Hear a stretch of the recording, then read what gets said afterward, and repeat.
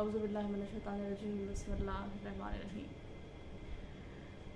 आज से हम अशर मुहर्रम में अपनी इस वीडियो सीरीज़ का आगाज़ कर रहे हैं और जिसका उन्वान है Karbala social and political activism. आज जो हालात हैं इनमें मैं इस टॉपिक के ऊपर गुफ्तगू करना नहायत ज़रूरी समझती हूँ। जहाँ तक मैंने पढ़ा है, मैंने समझा है, इस्लाम अपने आप में एक एक्टिविज़म है। मैं मुसलमानों के अमल की बात नहीं कर रही हूँ, मैं इस्लामिक टीचिंग्स की बात कर रही हूँ कि जो इस्लामिक टीचिंग्स हैं वो अपने आप में एक एक्टिविज़म है। भले ही मुसलमानों में मुख्तलिफ तरीक़े से तबक़ाती निज़ाम राइज हो चुका, लेकिन इस्लामिक टीचिंग्स ये कहती हैं कि इंसानों के दरमियान मेयार बरतरी सिर्फ तक़वा है, यानी राइटियसनेस है। उसके अलावा कोई मेयार, कोई चीज़ जो है रंग या नस्ल, कुछ भी मेयार बरतरी नहीं है। और ये अपने आप में एक रेवोल्यूशनरी पैगाम है। कितना इनकलाबी पैगाम शायद ही इससे पहले कभी किसी ने दिया जो इस्लाम ने दिया। भले ही मुसलमानों ने आज इसको छोड़ दिया, लेकिन ये अपने आप में एक रेवोल्यूशनरी पैगाम है, ये अपने आप में एक एक्टिविज़म है। और हर इंसाफ पसंद इंसान जब इस पैगाम को समझ लेगा तो वो उसके लिए कोशिश भी करेगा, समाज को ये बताने की कोशिश करेगा, लोगों को बताएगा कि हाँ, इंसानों के दरमियान सही क्राइटेरिया यही है कि जो मेयार बरतरी हो वो राइटियसनेस हो। और इसी तरीके से वैसे तो सारे मज़हब में जो है वो कुछ ना कुछ जो है वो ऑब्लिगेशंस होते हैं उनके मानने वालों के ऊपर, इस्लाम में भी है। लेकिन सोशल लाइफ इतनी इम्पोर्टेंट है, या यूँ कह दूँ कि सोशल एक्टिविज़म का, सोशल वेलफेयर का इतना ख्याल रखा गया है कि यहाँ पर सोशल अपलिफ्टमेंट, सोशल वेलफेयर के लिए जो चीज़ें ज़रूरी हैं उसको ऑब्लिगेटरी करार दिया गया है।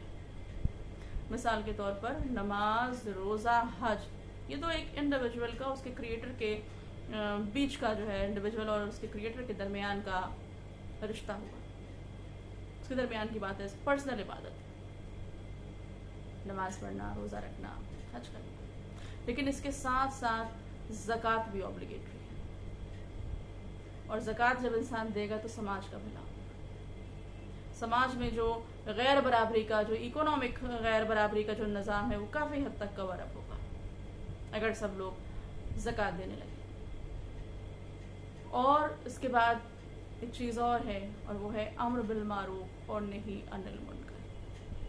भले ही हमारा तरीक़ा ज़िंदगी जीने का आज बदल गया है कि हाँ, हम क्यों बोले, हमसे क्या मतलब, जो जो कर रहा है वो करता रहे, लेकिन इस्लामिक टीचिंग्स ये है कि हर इंसान को नेकी की हिदायत करना है और बुराई से रोकना है। और इन चीज़ों के लिए पहले उसको खुद नेक होना पड़ेगा, पहले बुराई से खुद रोकना पड़ेगा, और फिर दूसरे को भी रोकना है। यानी कि जो ये चीज़, यही एक्टिविज़म की रूह यही है, एक्टिविज़म की रूट में यही होता है कि अगर इंसानियत के लिए, इंसानी समाज के लिए जो चीज़ नुकसानदेह है, चाहे वो ट्रेडिशन हो, कस्टम हो, कुछ हो, उसके अगेंस्ट खड़ा रहना, या पॉलिटिकल पॉलिसीज हो,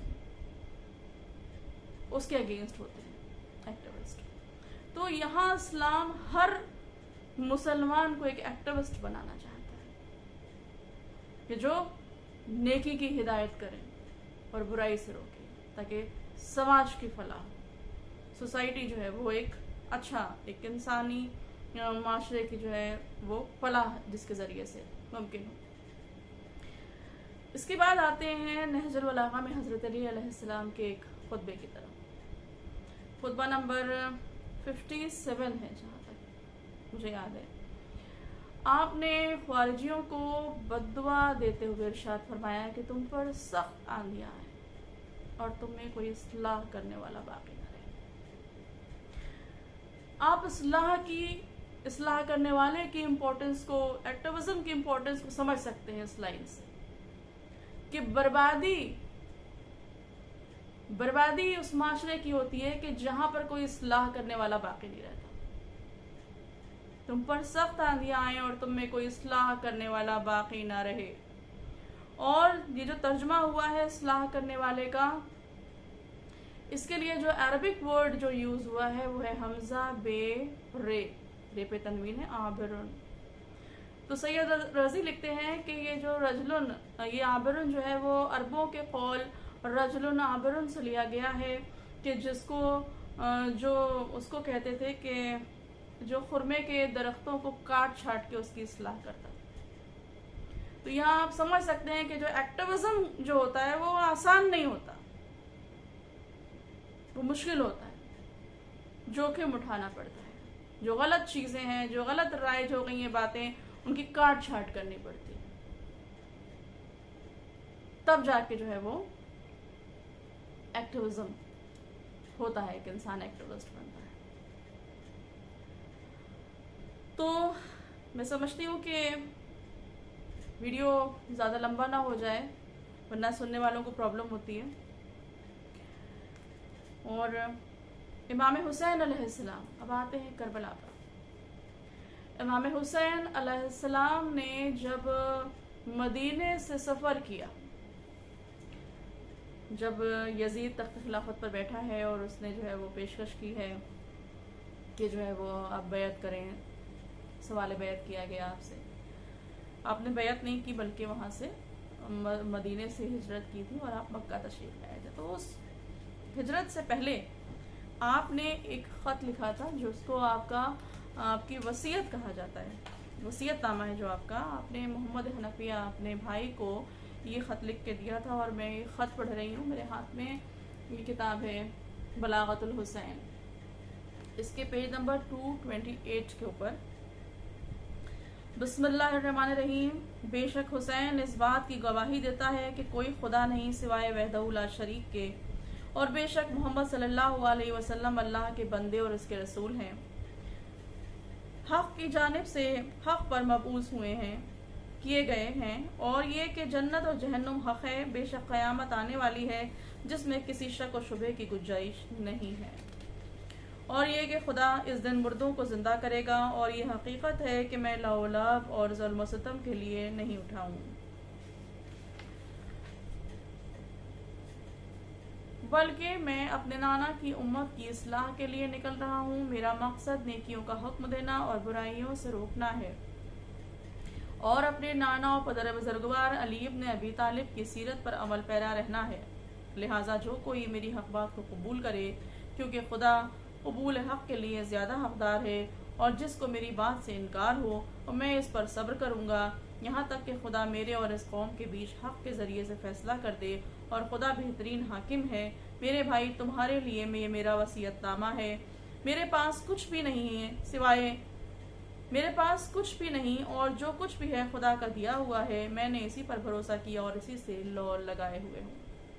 इसके नीचे लिखा है कि फिर आपने फिर ख़त को तह किया, मोहर लगाई और मोहम्मद हनफिया के हवाले फरमाया, और इनसे रुखसत हुए और निस्फ शब में मदीने से कूच फरमा गए। इमाम हुसैन अलैहिस्सलाम का मदीने से हिजरत करना, इसका मकसद भी उम्मत की इस्लाह है और नहीं अनिल मुनकर और अम्र बिल मारूफ। हम आज अपनी गुफ्तगू को यहीं पर रोकते हैं एक सवाल के साथ कि दुनिया के कई एक्टिविस्ट, बड़े एक्टिविस्ट, जिन्होंने ये लिखा है कि उनको इंस्पिरेशन जो है वो इमाम हुसैन अलैहिस्सलाम से मिली, जबकि वो लोग मुसलमान नहीं थे। फॉर एग्जाम्पल महात्मा गांधी और नेल्सन मंडेला। आजकल आप देख रहे होंगे कोट सोशल मीडिया पर बहुत जल्दी जो है वो शेयर होते हैं, ख़ासतौर पर मुहर्रम के मौके के ऊपर अक्सर लोग जो हैं वो उनके कोट्स को जो है वो शेयर करते हैं।